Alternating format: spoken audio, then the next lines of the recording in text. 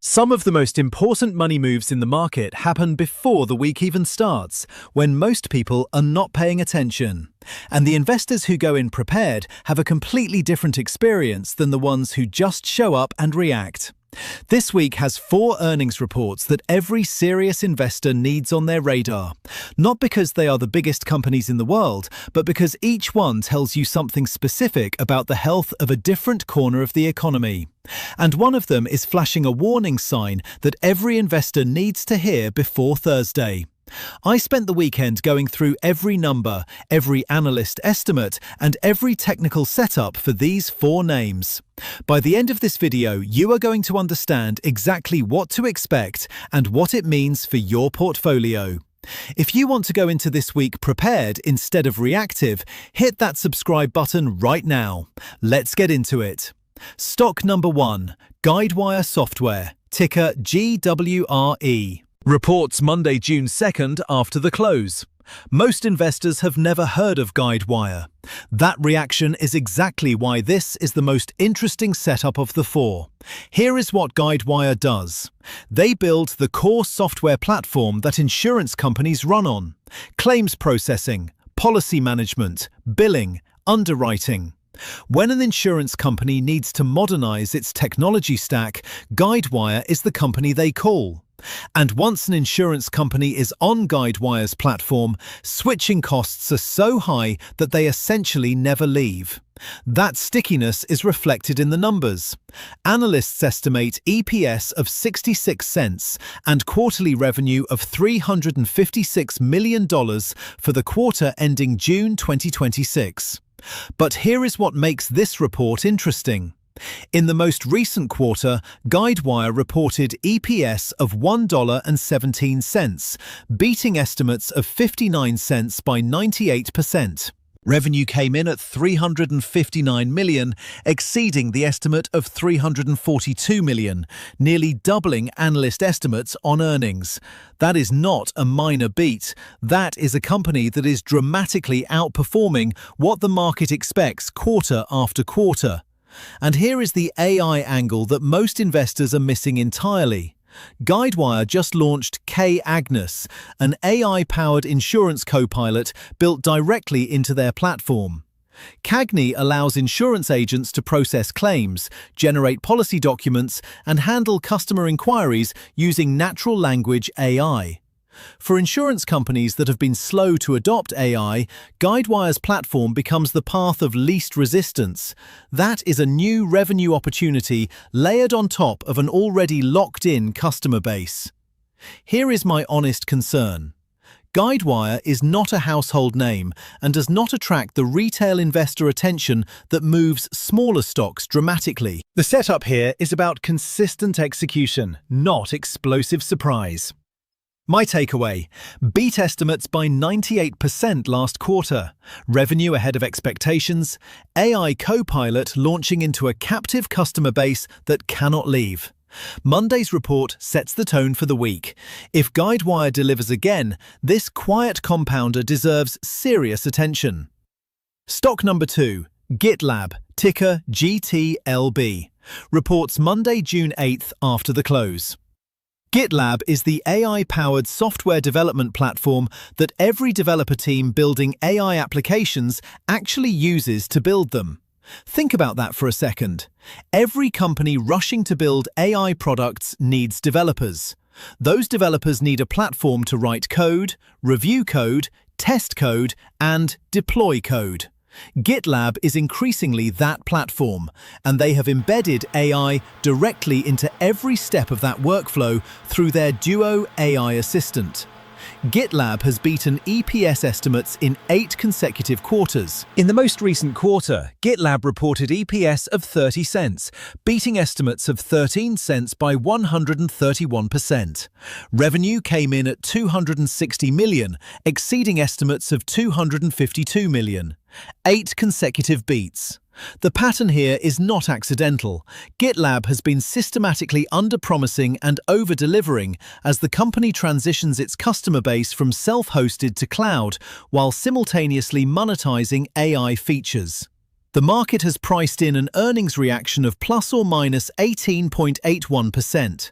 That implied move tells you options traders are expecting a significant price swing in either direction. For investors who understand the setup, that volatility creates opportunity.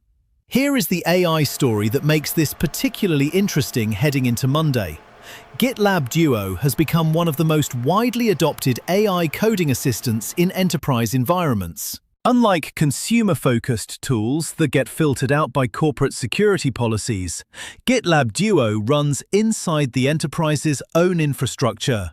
That positioning makes it the default AI coding tool for any company that already uses GitLab for development operations. Here is my honest concern. GitLab expects revenues between $936 million and $942 million for fiscal 2026, indicating year-over-year growth of 24%. That guidance was set before the AI monetization cycle fully accelerated. If AI seat additions have started showing up materially in recurring revenue, the upside could be significant. If they have not, the stock faces pressure despite the beat streak. My takeaway: 8 consecutive earnings beats.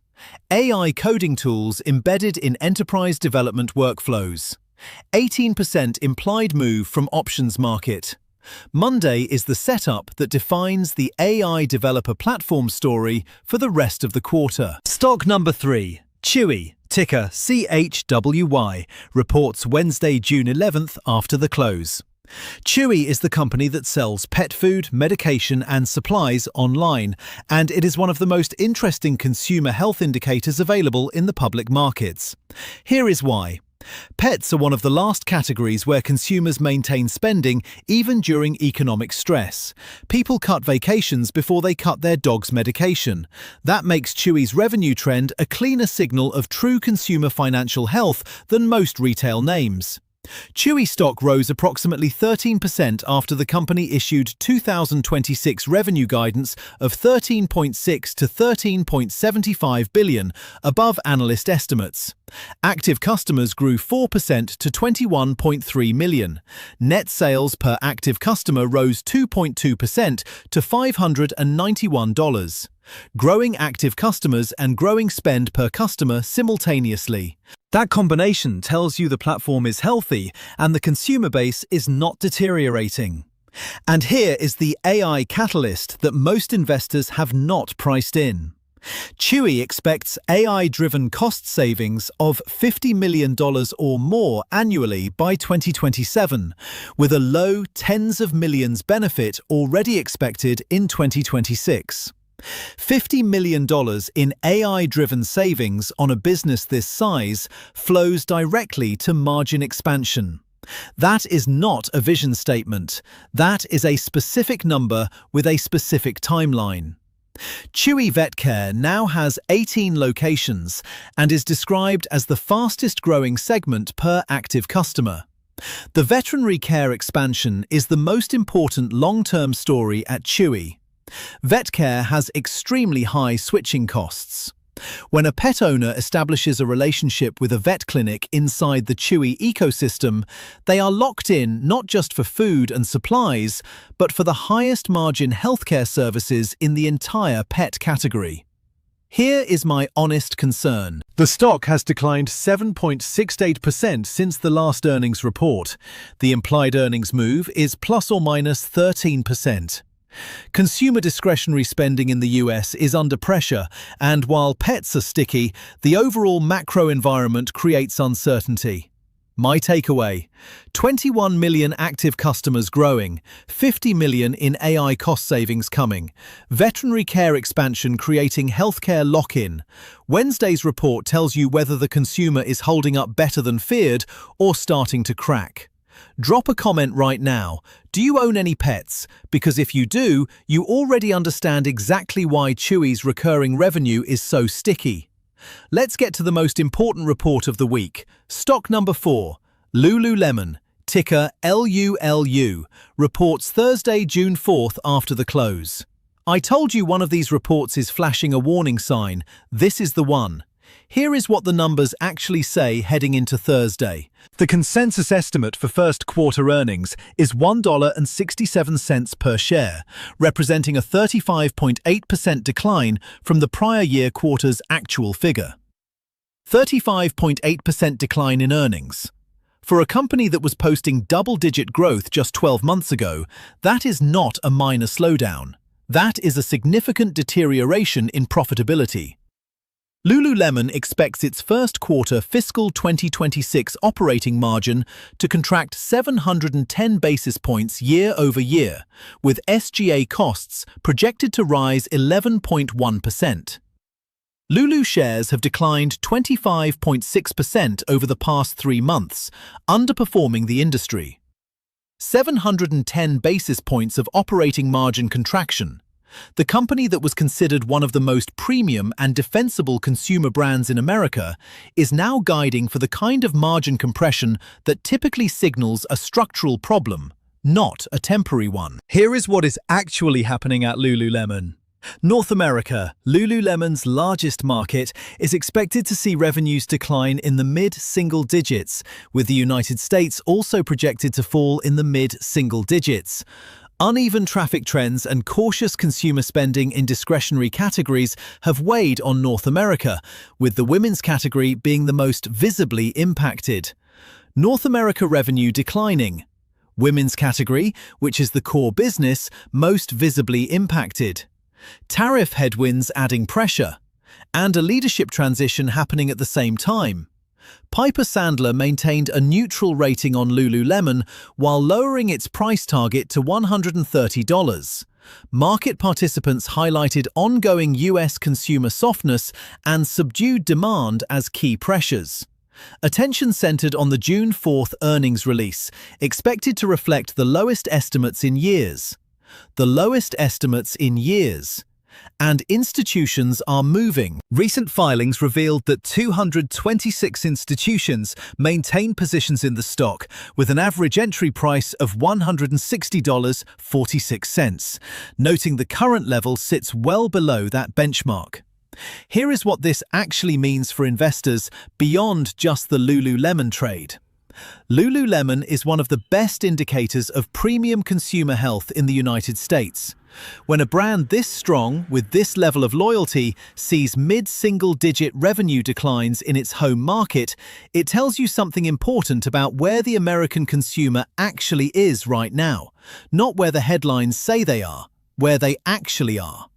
Here is my honest concern. Lululemon has surprised positively before. Their track record of 7.9% average earnings surprise over 4 quarters means a beat is possible even against low expectations.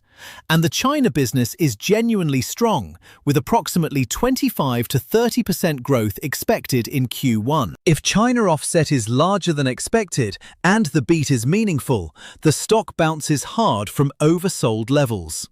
My takeaway: 36% earnings decline guidance. North America revenue falling in core markets. Warning sign for premium discretionary consumer spending. Thursday is one of the most important reads on the health of the American consumer available this quarter. Whether Lululemon beats or misses, the guidance commentary on North America trends will tell investors something they cannot get anywhere else. Let me bring this all together. 4 earnings reports, 4 completely different stories about the economy. Guidewire Monday tells you whether enterprise software with locked-in customers and AI expansion is still the cleanest compounder available. GitLab Monday tells you whether the AI developer platform is monetizing fast enough to justify the growth premium. Chewy Wednesday tells you whether the American consumer is maintaining spending on even the stickiest non-discretionary categories. And Lululemon Thursday tells you whether premium consumer brands in the United States are facing a structural challenge or a temporary headwind. Here is the investing truth I want to leave you with today. Earnings season cuts through everything, the narratives, the hype, the sentiment, and forces the market to respond to what is actually happening in these businesses. The investors who come out ahead are not the ones trying to nail the exact number. They are the ones who understood the setup going in, knew what the report means beyond the stock, and had a plan before the number hit. All 4 of these reports land before Friday. Have your levels ready. Disagree with any of my analysis? Tell me in the comments. Which of these 4 are you most focused on? Is Lululemon a warning sign or a buying opportunity? Subscribe for real-time analysis as every one of these reports comes in this week. No sponsors, no fluff, just the analysis. See you in the next one.